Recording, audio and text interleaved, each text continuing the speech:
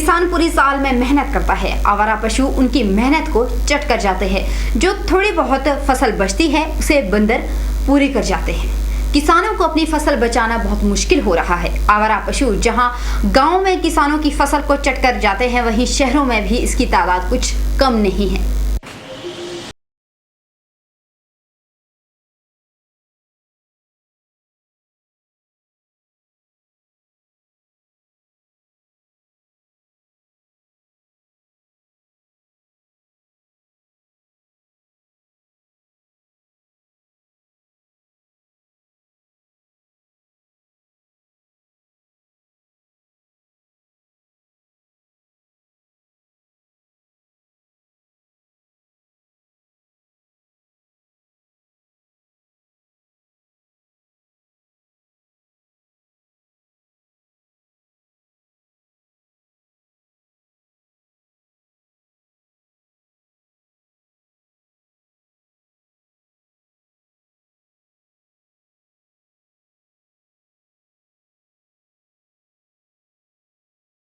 को बता देते हैं कि लोग क्यों पशुओं को छोड़ते हैं, इसके पीछे क्या वजह होती है।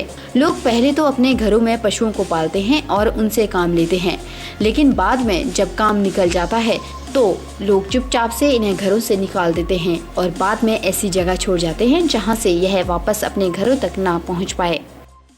पशु कोई ऐसे पशु नहीं है जो कि जंगलों से आए हुए हैं, ये जंगली जानवर हैं।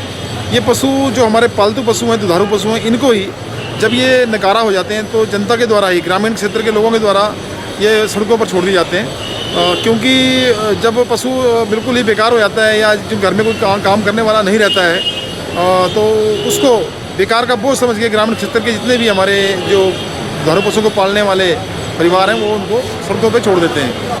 आवारा पशु को लेकर हाईकोर्ट ने भी आदेश जारी किए हैं। यह बात के चैनल की टीम से मुखातिब होते हुए वकील नरेंद्र गुलेरिया ने कही। उन्होंने एक्ट के बारे में जानकारी देते हुए कहा कि हाईकोर्ट में जो रिट पिटीशन पड़ी थी उसमें 30 अप्रैल तक सभी पंचायत संस्थाओं, पंचायत समिति और जिला परिषद सदस्यों को और पंचायत समितियों के चेयरमैनों को यह निर्देश दिया गया है कि 30 अप्रैल से पहले वो 13वें वित्त आयोग का जो राशि उनको ग्रांट हुई है उसको खर्च करें और वहाँ गौ सदन का निर्माण करें।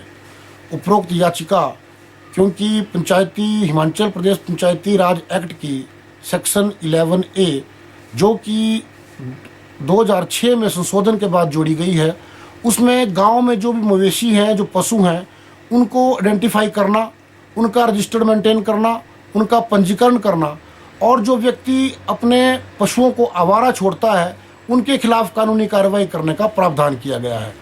जो व्यक्ति अपने पशुओं को आवारा छोड़ता है, जो पहली बार पकड़ा जाएगा उसको 300 रुपये तक जुर्माना, और जो दूसरी बार सब्सिक्वेंट कंडक्ट करता हुआ ऐसा पाया गया तो उसको 500 रुपये तक के जुर्माने का प्रावधान रखा गया है।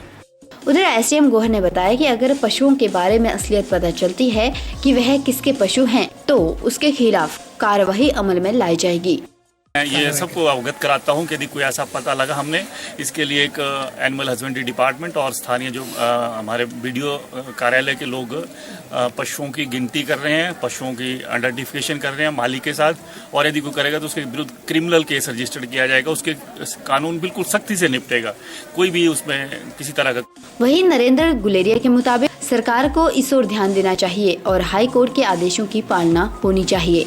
मंडी से ही इस विभाग के संबंधित मंत्री हैं, तो ऐसे में जो पंचायत प्रधान है, जो सरकार है, उसको त्वरित कार्रवाई की जानी चाहिए और जो हाईकोर्ट के आदेश है उनकी पालना की जानी चाहिए, क्योंकि कानून के साथ साथ ये हमारा नैतिक जिम्मेवारी भी है कि जो लावारिस पशु हैं, जो आवारा पशु हैं, उन लोगों की ठीक ढंग से देखभाल हो सके और जो आम व्यक्ति हैं उनको इससे मुक्ति मिल सके। आपको बता दें कि इन दिनों शहरों में भी आवारा पशु घूमते हुए नजर आते हैं, जिनसे दुर्घटना के आसार भी बने रहते हैं। इससे पहले कि इन आवारा पशुओं की वजह से कोई अप्रिय घटना घटे, प्रशासन और सरकार को चाहिए कि इनके लिए गौ सदन बनाया जाए और इन्हें सुरक्षित रखा जाए, ताकि ना दुर्घटना घटे और ना ही यह दुर्घटना का शिकार बन सके। के चैनल के लिए लोकेश के साथ ब्यूरो रिपोर्ट। विशेष में वक्त एक और छोटे से ब्रेक के उस पार आपको बताएंगे सराज घाटी के लोगों ने क्यों कहा कि अब नहीं होगा फसलों का नुकसान।